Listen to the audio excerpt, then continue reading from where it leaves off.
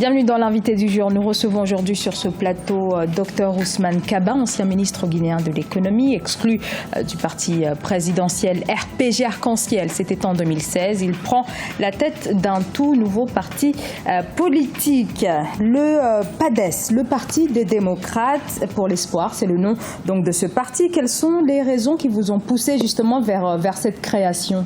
Écoutez, c'est très simple. Moi, j'ai été impressionné par le fait que la Guinée, c'est un pays qui s'enfonce économiquement. Les Guinéens deviennent toujours de plus en plus pauvres. Il me fallait créer avec des amis politiques un nouveau mouvement, un nouveau parti politique qui s'appelle le PADES, qui a été créé d'ailleurs le 8 février 2017 seulement.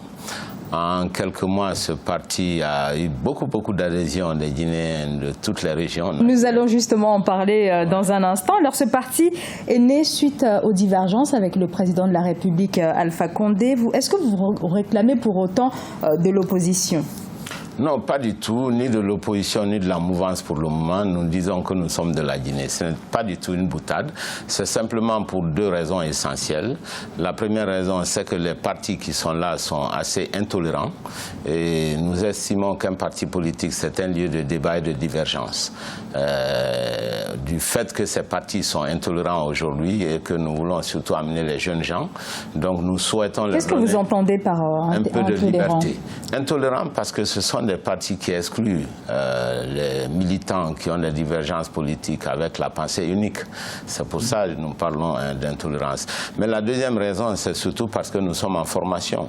C'est un parti qui est en train d'avoir beaucoup d'adhésions. Donc nous allons mettre en place nos structures, nos bureaux dans toutes les parties du pays et aussi au sein de la diaspora.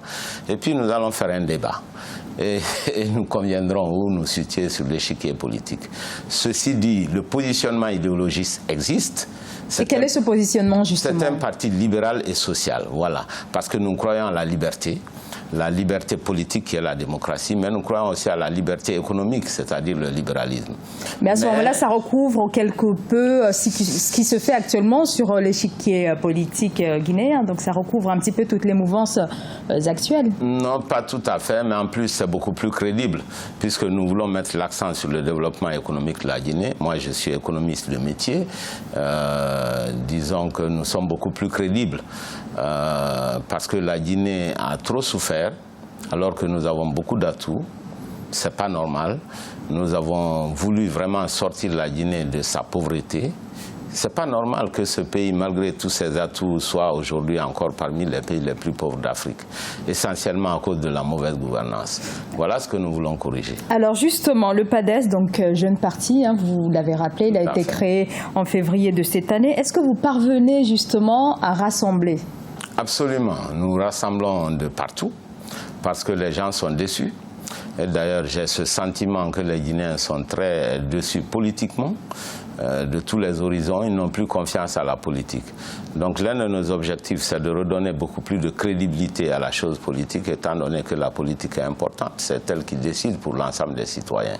Il est absolument vital que les jeunes, surtout, puissent croire de nouveau à la politique. Est-ce qu'il s'agit véritablement d'une adhésion au sein de ce parti-là, ou bien il s'agit de jeunes qui constatent l'échec du gouvernement actuel, en tout cas ce que vous qualifiez d'échec, et qui viennent ensuite vers votre parti? Est-ce qu'il s'agit vraiment d'une adhésion? Mais bien sûr que les gens ont adhéré massivement dans toutes les régions de la Guinée, parce que moi quand même ça fait pas mal de temps que je suis en Guinée, je travaille.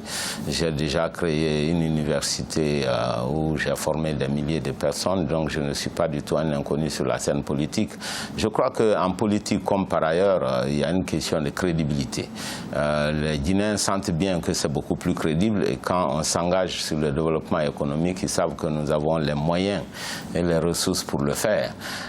Vous savez, nous avons tenu compte de nos échecs. Nous avons tenu compte de l'expérience du passé. Et nous avons surtout tenu compte du fait que les hommes politiques, ceux qui décident, font rarement des choix économiques rationnels, malgré les conseils que nous leur donnons tout le temps. Finalement, nous avons décidé, un peu à l'image de ce qui s'est passé en Côte d'Ivoire, de nous-mêmes de nous impliquer dans la politique, avec les Guinéens de bonne volonté, pour qu'enfin on puisse sortir ce pays de sa misère, ce qui n'est pas du tout normal. Et justement, j'ai envie de revenir un petit peu sur les relations qui vous unissent actuellement avec le président de la République. Ben, écoutez, ce sont des relations qui se sont détériorées au fil du temps. Pour des divergences essentiellement politiques, notamment dans le domaine de l'économie, nous avons souvent des prises de position qui ne sont pas les mêmes. Et nous estimons que la Guinée doit réellement sortir. Il faut encourager la production intérieure. Il faut créer des emplois pour des milliers de jeunes qui sont désespérés aujourd'hui. Nous savons comment le faire parce qu'il faut encourager la production. Et justement, ça va peut-être faire partie de votre programme pour... donc je rappelle, les élections législatives sont prévues pour 2018. Ensuite, ça sera la présidentielle en 2020. Pensez-vous pouvoir décrocher quelques voix afin de vous positionner, en tout cas d'acter votre présence sur l'échiquier politique dans votre pays, la Guinée? Je n'ai aucun doute déjà que pour les élections 2018, nous serons présents. Vu la manière dont le nouveau parti s'installe en Guinée, nous avons une adhésion massive de toutes les régions de la Guinée.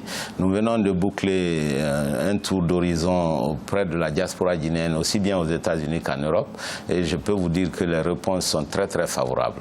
Nous avons beaucoup d'enthousiasme et les jeunes ont bien compris que c'est le parti qui va résoudre le problème de l'emploi en Guinée. Alors justement, vous dressez un bilan extrêmement négatif sur l'actuel gouvernement. Qu'est-ce que vous proposez, notamment sur la question de l'éducation, puisque voilà, vous l'avez rappelé tout à l'heure, vous avez fondé l'université Kofi Annan en Guinée. Quel est votre vous savez, l'éducation malheureusement n'est pas une priorité en Guinée puisque nous y consacrons que 13% du budget national quand les autres pays comparables autour de nous consacrent 40%. Donc ce n'est pas une priorité, il va falloir mettre l'accent sur l'éducation parce que c'est la base de tout progrès. L'accent sur la santé. Mais la Guinée doit aussi investir massivement dans les infrastructures. C'est essentiel si on veut encourager la production en Guinée. L'eau, l'électricité, c'est encore des denrées rares. Or, l'investissement dans les biens publics est fondamental lorsqu'on veut relancer la croissance économique. Nous avons des secteurs de croissance économique en Guinée. Nous avons l'agriculture qui absorbe 70% de la population. Nous avons le secteur minier où la Guinée aurait dû normalement tirer un surplus indispensable au financement des autres secteurs, mais là encore nous avons des exploitations. Donc il reste encore beaucoup à faire, si j'ai bien compris. Ça va dans la production de bauxite, trop de bauxite, alors qu'il faut faire plutôt de l'alumine et de l'aluminium pour pouvoir garder les valeurs ajoutées en Guinée. Donc tout un secteur énergétique à réformer. Docteur Ousmane Kaba, merci d'avoir accepté notre invitation. Je vous rappelle que vous êtes ancien ministre de l'économie en Guinée, également donc fondateur du PADES, le Parti des démocrates pour l'espoir. Quant à nous, merci de nous avoir suivis. À très bientôt sur Africa 24. Je vous remercie, madame. Merci.